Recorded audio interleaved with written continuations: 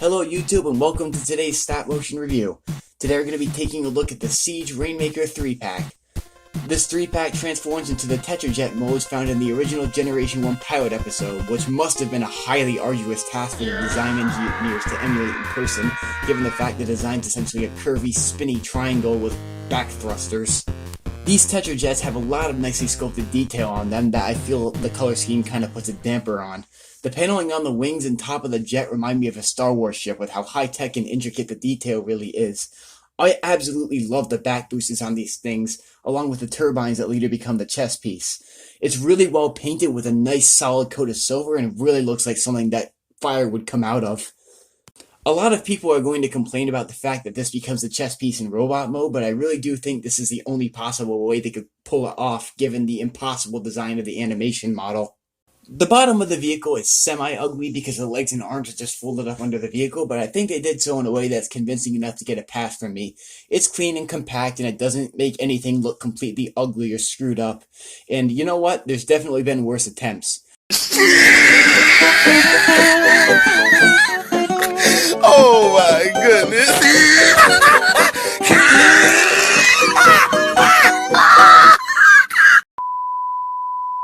Now that that's out of the way, let's take a look at the paint schemes. Starting out with Acid Storm, I had to say the box made him look a lot worse on the inside of the packaging than when you get him out. He's become my favorite one in the entire set with the harsh, borderline, blinding, and disgusting shade of acid green that I really feel sums up the character, or at least the vibe that he's supposed to give up, I guess. The painting on the back boosters in particular looks amazing. The silver in the turbines is really nicely applied, and the back booster above the turbines are blast effect compatible, which means that you can animate the fire coming out of the thrusters in stop motion. The paint scheme on Ion Storm can best be described as deep space. It's very brooding and dark and kind of gives off a vibe of being a competent henchman to Megatron. The blend of subtlety and presence looks interesting to me and kind of makes me want to know more about him. And then we get to Nova Storm. Oh, Nova Storm, you rotten banana-looking abomination of a thing. Why do you do this to us?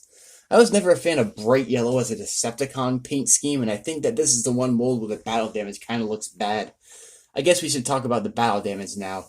The battle damage on this pack was what drove me off of buying it for such a long time, because the way it contrasts with the brightness of the color scheme looks so unconvincing and ugly, at least when you're in the store. But I believe in this case it actually makes sense and looks a lot better when you get it out of the box.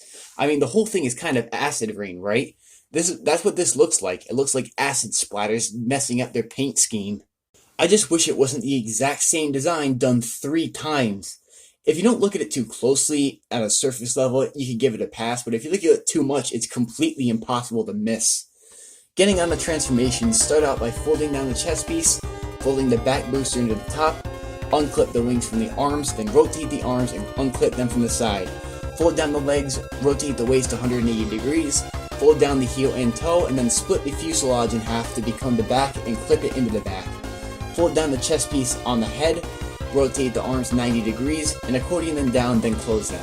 Once that's done, you have the Siege Rainmakers in their robot modes. These robot modes actually really look stunning when you have them together. They look like a capable little mini army that has the correct chemistry in my opinion. They make a better looking team in my opinion than Thundercracker, Starscream, and Skywarp. The same thing applies with their paint schemes in robot mode as it did in their Tetrajet modes, so I'm really not going to say anything about that, but I am going to talk about some of the really cool engineering choices on this thing. The fuselage splitting in half to become the shoulder spires is an absolute act of genius that we've never seen done before. I feel like this is something they should have known how to do way back in the day, but they just now got the guts to do it. The legs are also on trap doors that collapse out when you fold down the legs, and this is to prevent the legs from becoming hollow. I think this is a really cool mechanism that should be used on more Transformers figures in the future instead of just leaving them completely hollow and closing them off with a cheap panel. However, the articulation on these things is where they really start to shine through. The heads can rotate 360 and look up. There's full shoulder movement for rotation and outwards movement along with the butterfly joint.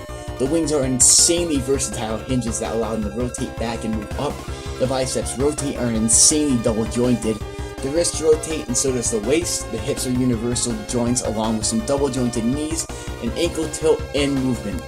The articulation on these guys is absolutely insane, and the joints are actually insanely well balanced and versatile.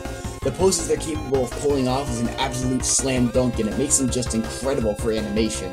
There are little to no QC issues on anything, and they all look so smooth and perfect. All in all, the Siege Rainmakers are a worthwhile set in my opinion, but I can't help but feel that the $80 price tag wasn't quite justified in my opinion. The transformation involves some shell forming, which I can understand the frustration behind, but these animation models are basically impossible to do any other way. The paint schemes on the thing are also a lot better than I thought they were going to be in the store because of the bright lighting and the battle damage contrasting against the light colors so hard.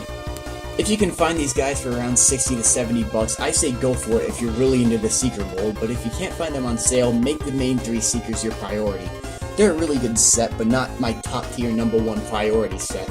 This has been the Stop Motion Reviewer with my review on the Siege Rainmaker 3-pack. My next review will hopefully be on Titan's Return Top Spin and Twin Twist.